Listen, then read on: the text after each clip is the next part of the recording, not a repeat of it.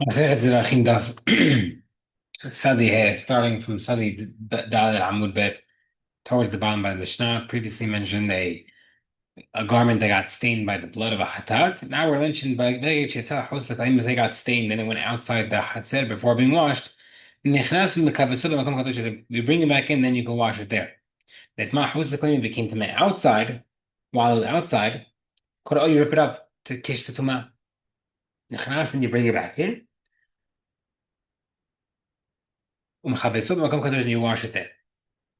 Kli Haidish if it was an earthenware vessel that was cooked for hatat, that went inside the curtains.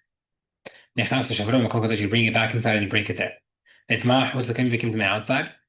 No, well, first you make a hole in it, so it's not a kli, therefore loses tuma. But nechnas v'shavrom kodesh, then you bring it back in and break it there. Klei if a copper vessel that was cooked with a hatat goes outside before being washed. Nechnas you bring it back in, then you purge and rinse.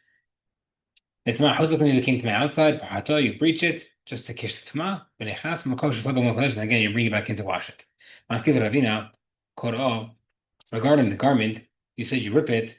The Torah mentioned a clothing, the la beged is not a beged. So why would you need to rip it?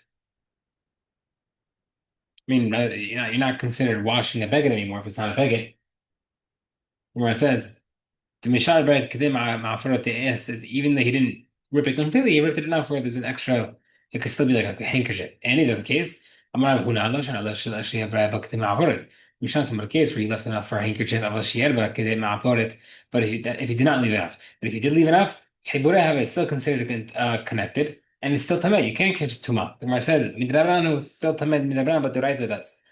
Next part, which is clear chares she'asad mentioned you bring all the other earthenware outside. The Gemara says, phone, you puncture it. Kli amar hanav if you puncture it, it's not a vessel. The Gemara says, shenikna b'shorosh katan, you make a tiny hole. Next, clear hashud pahato, the copper one, you break it. Ba'alam if you break it, it's not a vessel. How is it still? Why? How come you didn't wash it? The Gemara says, did a sif b'rasif. After you broke it, you take a hammer and you hammer it closed, and therefore you'll be able to wash it. Okay, Marish Lakish. Me'ayil shin the robe of the Kohen Gadol became tameh. You bring it into the courtyard less than 3 finger widths at a time and wash it that way. Make sure tomorrow let you cut out because you can't rip it. That's what says you can't rip it. Motiv Rav Ada bar Ahava. Ha'avin b'harakim and b'hem b'shlosh shlosh. The cloths, thick cloths, soft cloths don't have to have the minimum amount. Now the Kohen Gadol was very thick material. So how come you could bring it in less than 3 at a time? Where it says, Agav vihen hashivit. If it's a separate piece that's thick, that's not considered a garment because it's considered one big garment. So since the robe is thick, it has to be brought in smaller portions. One second, in order to wash the clothing, you have to have 7 different types of cleaning materials. To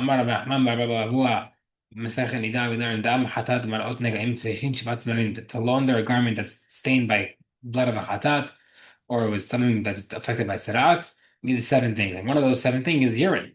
With Hamad says, we know you can't bring urine to the Mikdash. So how can you use that detergent for this? Where it says,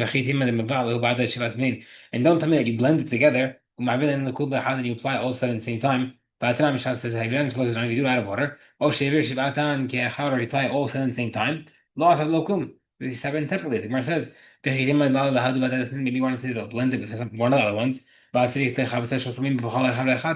a scrub at 3 with each piece. Each of the 7 have to be done 3 times separately. Gemara says, you can blend the urine with saliva. She says, the saliva has to be mixed with each one, and that's why it's okay to bring it into the Mikdash. Okay. Someone cooked in the vessel or poured cooked stuff in it. Whether the meat was kosher kashim or kosher kalim. It still needs to be purged and rinsed. The Rishon Rishon says kosher kalim entered into the pots of kosher kalim do not need that. Where it says Rabbanan, Asher tu vushal bo, the earthenware hatat shall be that was cooked inside to break it. In the Allah should be shalbo. I know cooked. I don't know if I poured hot stuff inside also.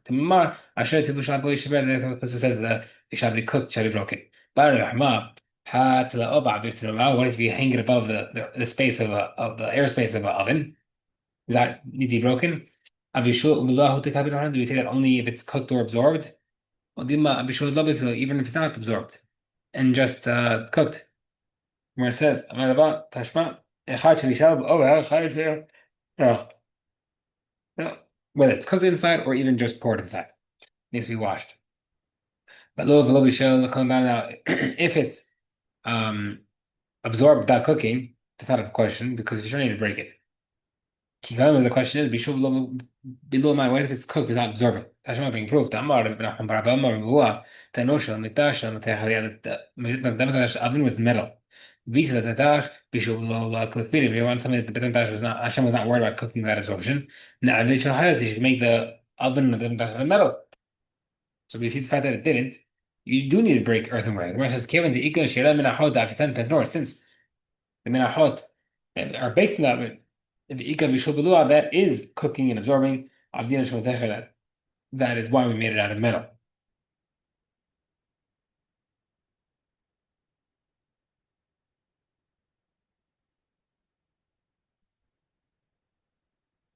We'll stop here.